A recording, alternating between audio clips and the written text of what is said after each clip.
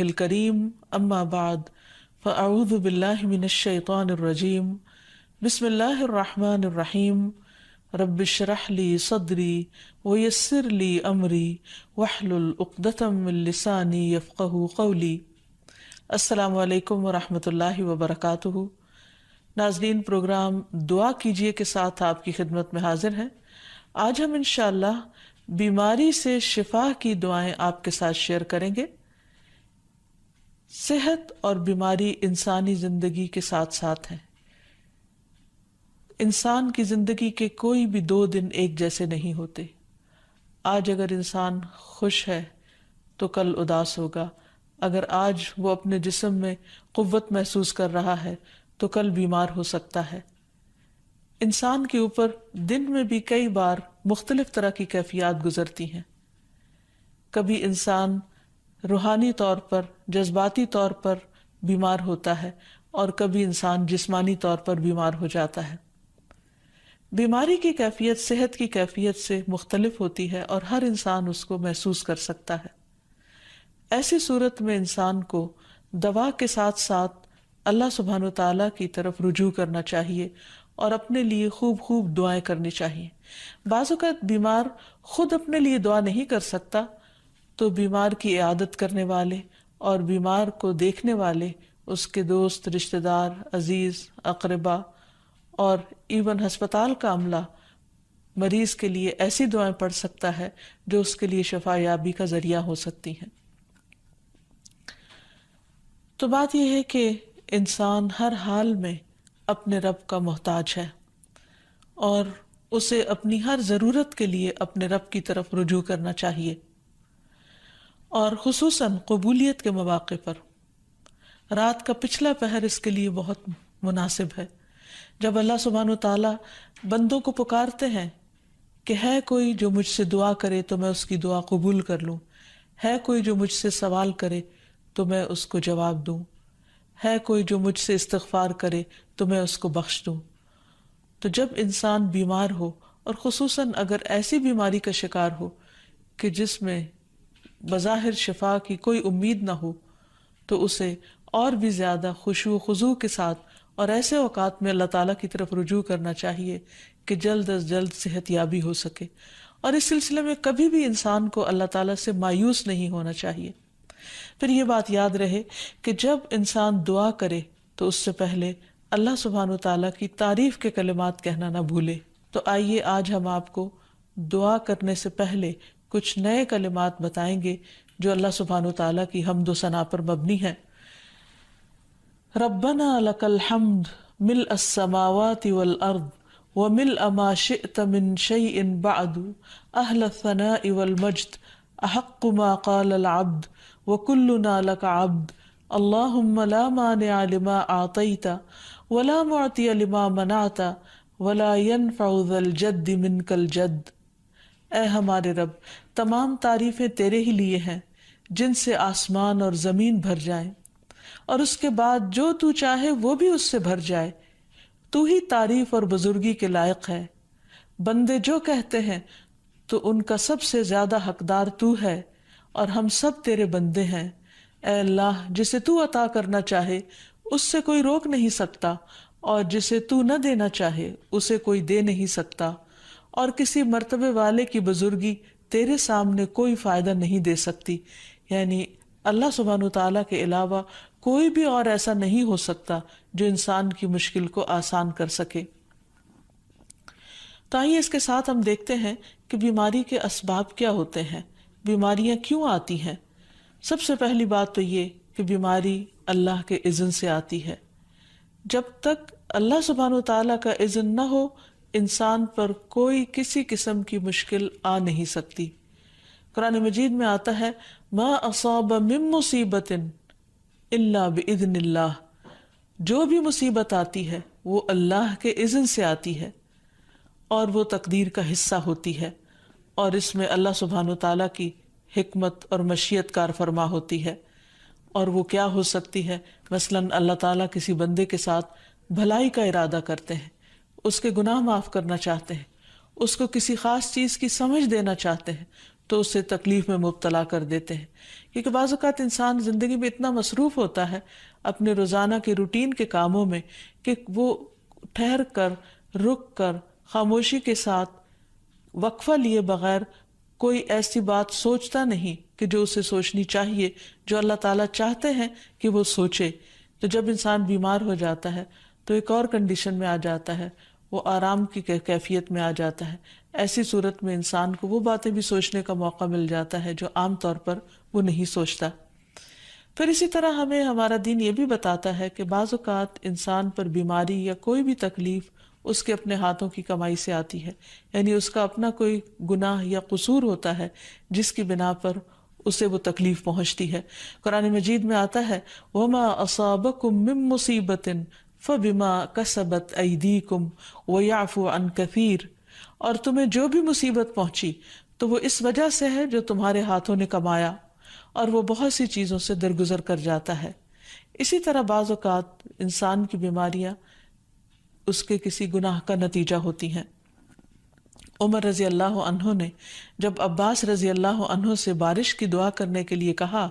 تو انہوں نے کہا اے اللہ، بے شک مصیبتیں گناہوں کی وجہ سے ہی نازل ہوتی ہیں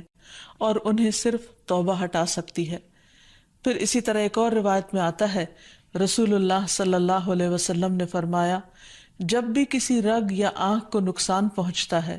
تو وہ کسی نہ کسی گناہ کی وجہ سے ہوتا ہے، لیکن جو تکالیف اللہ تعالیٰ ویسے ہی ٹالتا رہتا ہے وہ کہیں زیادہ ہو جاتی ہیں. پھر اسی طرح بعض بیماریاں انسانوں کے اعلانیہ گناہوں کی وجہ سے بھی ہوتی ہیں، جیسے کہ ایک حدیث میں آتا ہے جب کسی قوم میں بدکاری عام ہو جاتی ہے اور وہ اعلانیہ اس کا ارتکاب کرتے ہیں تو ان میں طاعون اور ایسی مختلف بیماریاں پھیل جاتی ہیں جو کہ ان سے پہلے گزرے ہوئے لوگوں میں نہ تھی. ابو امامہ باہلی سے روایت ہے کہ نبی صلی اللہ علیہ وسلم نے فرمایا جس بندے کو بھی بیماری سے پچھاڑ دیا گیا ہو تو اللہ تعالیٰ اسے جب بیماری سے اٹھاتا ہے تو وہ پاک ہوتا ہے. تو یہ ایک حقیقت ہے کہ انسان کے گناہ اس کے لیے مشکلات کا سبب بنتے ہیں. امام ابن القیم الجوزیہ لکھتے ہیں، ان کی ایک مشہور کتاب ہے الداء والدواء، بیماریاں اور علاج، اس میں وہ کہتے ہیں کہ کوئی بھی گناہ ایسا نہیں کہ جس کے اثرات نہ ہوں. انسان سے چھوٹی یا بڑی جو بھی کوئی غلطی صادر ہوتی ہے اس کے نتیجے میں کچھ نہ کچھ اثرات اس کی زندگی پر ضرور پڑتے ہیں. ہاں اگر اللہ تعالیٰ معاف کر دے تو وہ اور بات ہے، ورنہ ہر گناہ کی ایک تاثیر ہوتی ہے، اور ان تاثیرات میں سے ایک چیز یہ ہے کہ انسان مختلف قسم کی بیماریوں میں مبتلا ہو جاتا ہے. اسی لیے ہم دیکھتے ہیں کہ جب انسان بیماری میں مبتلا ہوتا ہے تو اللہ تعالیٰ اس بیماری کو اس کے گناہوں کا کفارہ بنا دیتے ہیں. جیسے حدیث میں آتا ہے کہ جس مسلمان کو کانٹا چبھے یا اس سے زیادہ کوئی تکلیف پہنچتی ہے تو اللہ تعالیٰ اس کے ذریعے اس کے گناہوں کو اس طرح دور کر دیتا ہے جس طرح درخت سے اس کے پتے جھڑتے ہیں. تو اس سے ہمیں یہ پتہ چلتا ہے کہ بیماریوں کے آنے کے مختلف اسباب ہوتے ہیں. بیماری بہرحال جس بھی وجہ سے آئے، لیکن اصل چیز دیکھنے کی یہ ہے کہ مومن کا رویہ کیا ہے. مومن کو اگر کوئی کانٹا بھی چبھتا ہے تو وہ اس پر صبر کرتا ہے. اس لیے بیماری یا تکلیف کے آنے پر انسان کو اللہ سے راضی رہنا چاہیے، شکوہ نہیں کرنا چاہیے، کیونکہ جو اللہ سے راضی ہو جاتا ہے کسی آزمائش پر، اللہ تعالیٰ بھی اس سے راضی ہو جاتا ہے. پھر اسی طرح اللہ تعالیٰ کا شکر ادا کرنا چاہیے، کیونکہ بیماری اس سے زیادہ شدید بھی ہو سکتی تھی. لہٰذا انسان کو اللہ تعالیٰ جس حال میں رکھے انسان اس پر شکر گزار رہے. پھر یہ کہ انسان کسی بھی بیماری میں کسی بھی قسم کی ہو اور زندگی کے کسی بھی حصے میں ہو اس میں مایوس نہ ہو، پر امید رہے کہ بیماری دور ہو جائے گی. پھر اسی طرح اگر بیماری طول پکڑ جائے تو انسان کو گھبرانا نہیں چاہیے، کیونکہ ہر گزرنے والا لمحہ انسان کے درجات میں اضافے کا سبب بنتا ہے اور اس کے گناہ مسلسل جھڑتے چلے جاتے ہیں حتیٰ کہ انسان بالکل پاک صاف ہو جاتا ہے. پھر اسی طرح انسان کو بیماری کی حالت میں دوسروں سے شکوے شکایات نہیں کرنی چاہیے، کیونکہ بیماری اللہ کے اذن سے آتی ہے، اور جب انسان ہر ایک کے آگے رونا رونے لگتا ہے تو گویا وہ اللہ تعالیٰ کا شکوہ کر رہا ہوتا ہے، جو چیز اللہ تعالیٰ کو پسند نہیں. پھر اسی طرح منہ سے برے الفاظ نہیں نکالنے چاہیے، بیماریوں کو کوسنا نہیں چاہیے، اور پھر ایسے الفاظ نہیں ادا کرنے چاہیے کہ مجھے لگتا ہے کہ اس بیماری میں میری زندگی چلی جائے گی، یا یہ کہ کسی مریض کی عیادت کے لیے جا کر اس کو اس قسم کی بات نہیں کرنی چاہیے، خواہ کتنی ہی خطرناک بیماری کیوں نہ ہو، ہمیشہ اسے امید دلانے چاہیے، کیونکہ مایوسی کے الفاظ اور برے بھلے اور منفی قسم کی باتیں اللہ تعالیٰ کو پسند نہیں، اور انسان ویسے بھی جیسے سوچتا ہے پھر اس کے ایکشن اس کے مطابق ہونے لگتے ہیں۔ اب یہ ہے کہ انسان بیماری میں دوا ضرور کرے، کیونکہ حدیث میں آتا ہے کہ اللہ تعالیٰ نے کوئی بیماری ایسی نہیں اتاری جس کے لیے دوا نہ اتاری ہو۔ ہاں، جسے معلوم ہو اسے معلوم ہوتا ہے، اور جسے نہیں معلوم ہوتا اسے نہیں معلوم ہوتا۔ بعض اوقات اللہ تعالیٰ ڈاکٹر کے دل میں ڈال دیتا ہے اور اس کا علاج اس کو سمجھ میں آ جاتا ہے، اور بعض اوقات وہ بیماری لا علاج ہوتی ہے، حالانکہ اس کا علاج موجود ہوتا ہے مگر کسی کو بھی علاج سمجھ میں نہیں آتا۔ بہرحال نوعیت کچھ بھی ہو تو علاج ضرور کراتے رہنا چاہیے، اور کبھی مایوس نہیں ہونا چاہیے کہ اس بیماری کا علاج ہو نہیں سکتا، نہیں، ایک کے بعد ایک کوشش انسان کرتا رہے، اور جب اللہ کا اذن ہوگا بیماری دور ہو جائے گی۔ اور اس کے ساتھ ساتھ انسان یہ بھی یقین رکھے کہ شفا اللہ کے ہاتھ میں ہے، کسی ڈاکٹر کے ہاتھ میں نہیں، کسی انسان کے ہاتھ میں نہیں، کیونکہ جب تک اللہ کا اذن نہ ہو شفا نہیں ہو سکتی، خواہ کوئی کتنا بھی بڑا ڈاکٹر کیوں نہ ہو۔ اسی لیے نبی صلی اللہ علیہ وسلم کی دعاؤں کے آخر میں آتا ہے کہ لا شفا الا شفاؤک، کوئی شفا نہیں مگر تیری ہی شفا، یعنی جو اللہ سبحانہ وتعالیٰ اپنے بندے کو شفا عطا کرے۔ پھر اسی طرح یہ ہے کہ حضرت ابراہیم علیہ السلام نے اللہ سبحانہ وتعالیٰ کے بارے میں فرمایا تھا کہ وَإِذَا مَرِضْتُ فَهُوَ يَشْفِينِ، کہ جب میں بیمار ہوتا ہوں تو وہی مجھے شفا دیتا ہے، یعنی اللہ تعالیٰ ہی اس بیماری کو دور کرتا ہے۔ اسی طرح ایک اور روایت سے بھی پتہ چلتا ہے کہ شفا دراصل اللہ سبحانہ وتعالیٰ کے ہاتھ میں ہے۔ حضرت عائشہ سے مروی ہے کہ رسول اللہ صلی اللہ علیہ وسلم دم کیا کرتے تھے اور یہ دعا پڑھتے تھے، امسح البأس رب الناس بیدک الشفاء لا یکشف الکرب الا انت، اے لوگوں کے رب تکلیف کو دور کر دے، تیرے ہی ہاتھ میں شفا ہے، تیرے سوا اس کو دور کرنے والا اور کوئی بھی نہیں۔ پھر اسی طرح انسان جب کسی بیمار کی عادت کے لیے جائے تو اس پر بھی دعا پڑھے اور اس کے لیے دعا کرے۔ رسول اللہ صلی اللہ علیہ وسلم نے فرمایا، جو مسلمان کسی ایسے بیمار کی عیادت کے لیے اس کے پاس آئے جس کی موت کا وقت قریب نہ آیا ہو اور 7 مرتبہ یہ پڑھے، اسأل اللہ العظیم رب العرش العظیم ان یشفی فلانا من وجعہ، میں اس عظمت والے اللہ سے سوال کرتا ہوں جو عرش عظیم کا رب ہے کہ فلاں کو اس کی تکلیف سے شفا عطا فرمائے، تو اللہ عز و جل اسے شفا عطا فرما دیتا ہے۔ اور پھر ہم دیکھتے ہیں کہ تمام انبیاء اپنی بیماریوں میں، تکلیفوں میں اللہ تعالیٰ کو پکارتے تھے، جیسا کہ ایوب علیہ السلام کی دعا قرآن مجید میں آتی ہے، وَأَيُّوبَ إِذْ نَادَى رَبَّهُ أَنِّي مَسَّنِيَ الضُّرُّ وَأَنْتَ أَرْحَمُ الرَّاحِمِينَ فَاسْتَجَبْنَا لَهُ فَكَشَفْنَا مَا بِهِ مِنْ ضُرٍّ وَآتَيْنَاهُ أَهْلَهُ وَمِثْلَهُمْ معهم رحمة من عندنا وذكرى للعابدين۔ اور ایوب جب اس نے اپنے رب کو پکارا کہ بے شک مجھے تکلیف پہنچی ہے اور تو رحم کرنے والوں میں سب سے زیادہ رحم کرنے والا ہے، تو ہم نے اس کی دعا قبول کر لی، پس اسے جو بھی تکلیف تھی اسے دور کر دیا، اور اسے اس کے گھر والے اور ان کے ساتھ ان کی مثل اور عطا کر دیے،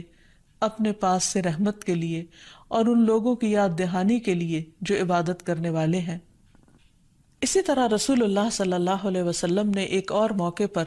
ایک صحابی عثمان بن ابی عاص الثقفی کو ایک دعا سکھائی۔ جب وہ نبی صلی اللہ علیہ وسلم کے پاس حاضر ہوئے،